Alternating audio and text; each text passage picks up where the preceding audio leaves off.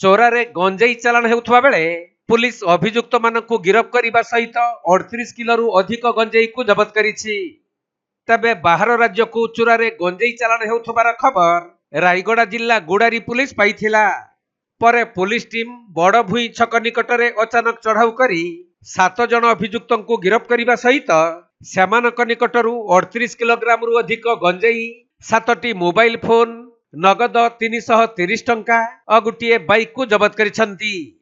तबे गिरफ होइथिबा 7 जनक मध्यरु केरल अंचलर 5 जन और रामनगर अंचलर 2 जन।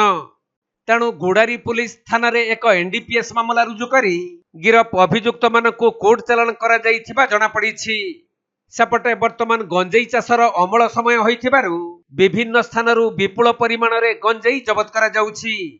अभिनव उपाय रे बा एस्कॉर्ट देई माफिया माने गंजेई चोरा चालाण करुथबा बेले केतेकांशरे पुलिस बा अबकारी विभाग सेमानकु धरुथिले भी अधिक माफिया माने खसी जाउछंती।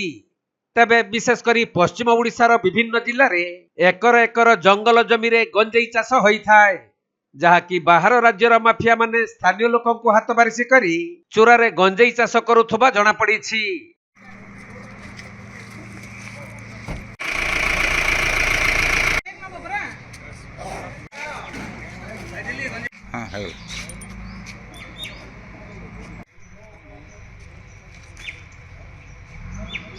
रायगड़ा जिल्लारू प्रफुल्ल कुमार बेहेरा रिपोर्ट, कोणार्क लाइव।